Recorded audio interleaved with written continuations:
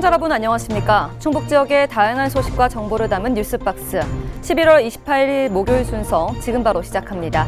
먼저 간추린 뉴스 첫 번째 소식입니다. 충북도는 어제 글로벌 경쟁력을 갖춘 중소 중견기업을 집중 육성하기 위해 성장 사다리 지원체계 구축 사업을 추진한다고 밝혔습니다.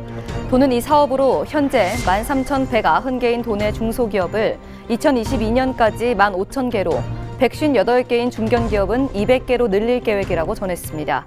소규모 기업을 중소기업으로 육성하기 위한 세부 사업은 모두 7개며 예산에는 2,044억 원이 투입됩니다. 네, 이어서 두 번째 소식입니다. 자신을 치료하는 119 구급대원들을 폭행한 40대 여성에게 징역형의 집행유예가 선고됐습니다.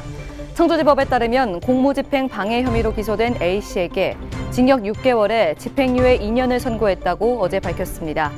A씨는 6월 14일 오후 4시 50분쯤 충북 청주시 청원구의 한 휴대전화 대리점에서 요금에 대해 항의하던 중 직원 신고를 받고 출동한 구급대원들에게 심한 욕설과 폭행을 한 혐의로 재판에 넘겨졌습니다. 네, 이어지는 세 번째 소식 모닝톡과 함께 할 텐데요.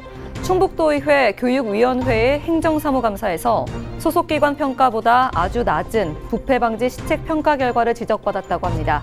이에 충북도 교육청은 그동안 한 번도 시행하지 않았던 본청 부서의 정기 자체 감사를 도입한다고 하는데요. 오늘 이 소식에 대해 소셜미디어 테이의 안태희 국장님과 이야기 나눠보겠습니다.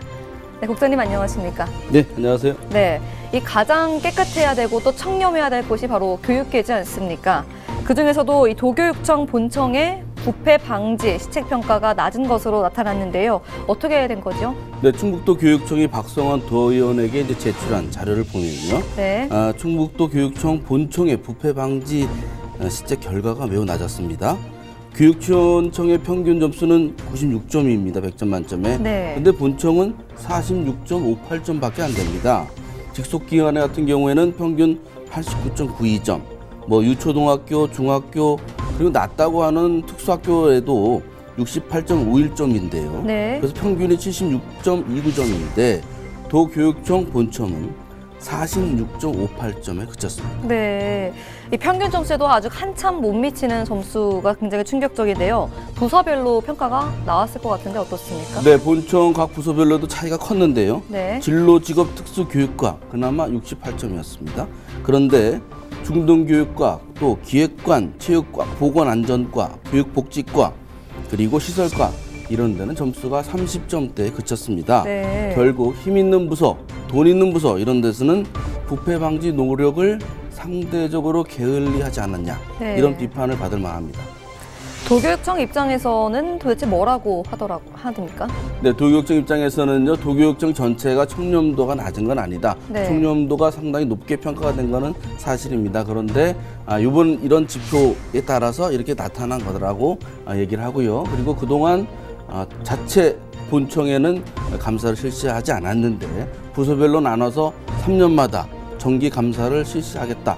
이렇게 대책을 내놨습니다. 네, 이 관련 소식이 나왔으니 좀 더 살펴보면요. 3년 동안 충북 도교육청 공무원 무려 118명이라고 합니다. 이 각종 비위와 또 비리 활동 등으로 또 징계를 받은 적이 있다고 하던데요. 이 소식은 어떻습니까? 네, 적지 않죠. 2017년에 50명, 작년에 37명, 올해만 해도 31명이 징계를 받았는데요. 네. 이 가운데 80명이 교장, 교감, 장학사 이런 교사들이고요. 나머지 38명은 행정직 쪽입니다.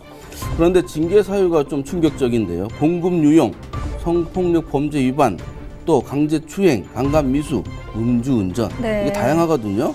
그래서 118명 중에 14명이나 파면 또는 해임 처분을 받았습니다. 네, 이 가장 깨끗하고 또 공정해야 할 교육계에서 이런 일이 자꾸 벌어지는 게 참 안타까운데요. 네, 이번 감사를 통해 충북교육청의 부패가 적폐되어 더 나은 충북교육청으로 나아가길 기대하며 오늘 모닝톡 여기서 마무리하겠습니다. 계속해서 뉴스 파헤치기가 이어집니다.